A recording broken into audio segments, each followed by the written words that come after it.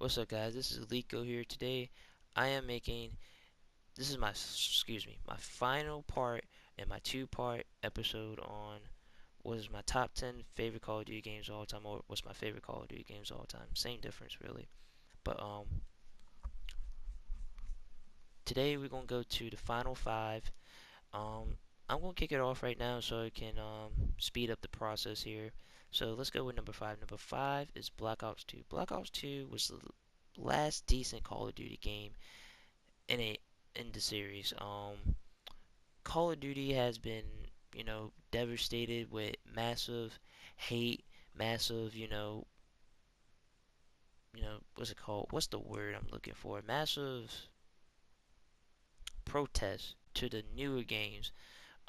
People really didn't like the new games, and Black Ops 2 was one of the last good boots on ground Call of Duty games we played.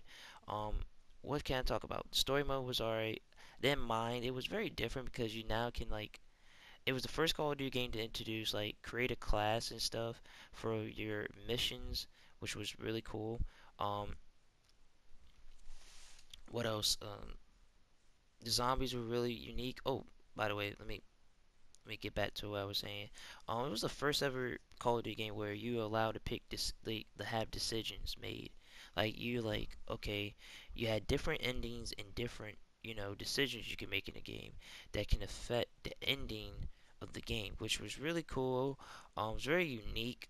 I didn't really care for it at first, but to realize over time that that was very unique and just you never thought of okay they would ever put this in a Call of Duty game. Just never seemed right, but it worked out fine, and it was one of the best decisions they made for this game.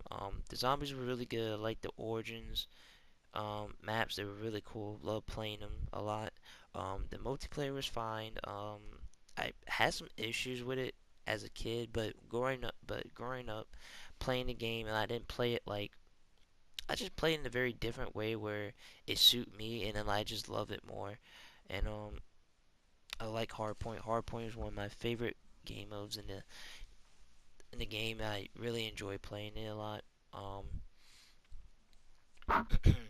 I love the weapons, the M8, the MSNC, Scar H, and all those other weapons. They were really good to use, and it was fun weapons to mess around with. So yeah, number four is Black Ops One. Black Ops One had one of the most intense campaigns that we probably play, and reason why is because of Mason and Reznov, two of the most iconic characters in the series besides Soap and Price, and I really love you know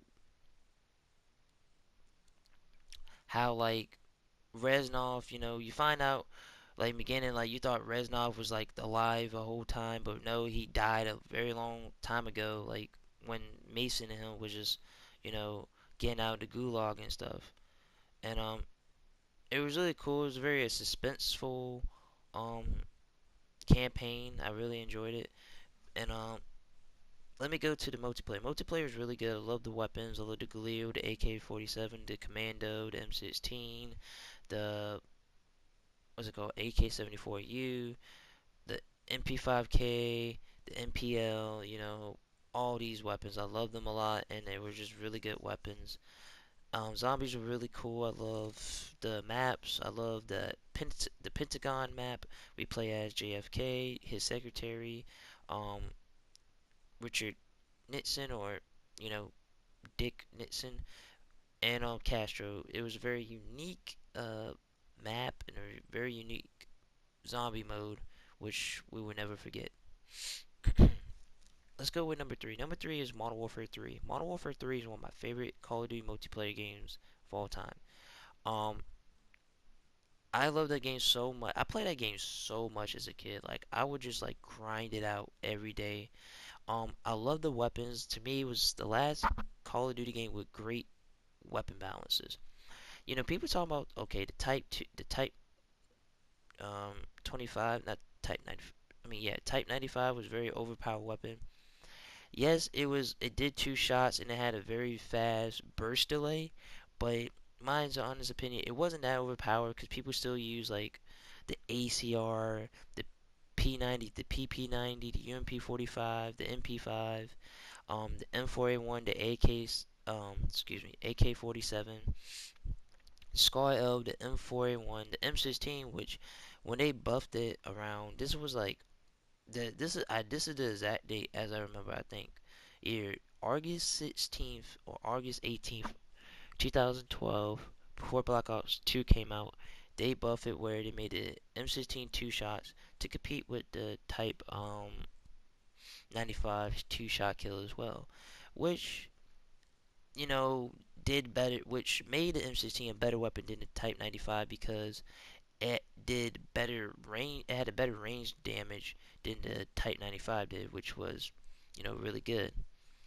And the campaign was really good. For the last Modern Warfare game in the series, it was probably the campaign was really good.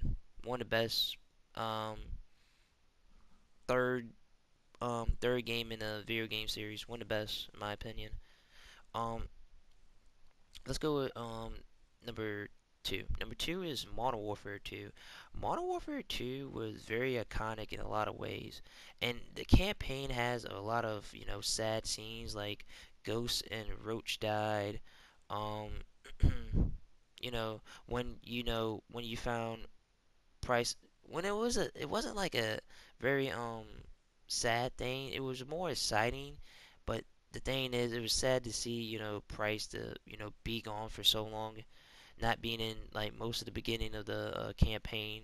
Is it was kind of sad because in that kind of way. But the, let's go with the multiplayer as well. The multiplayer is oh yeah, let me add another sad moment when Shepard betrayed what's it called, Ghost and Roach. I forgot to add that part as well.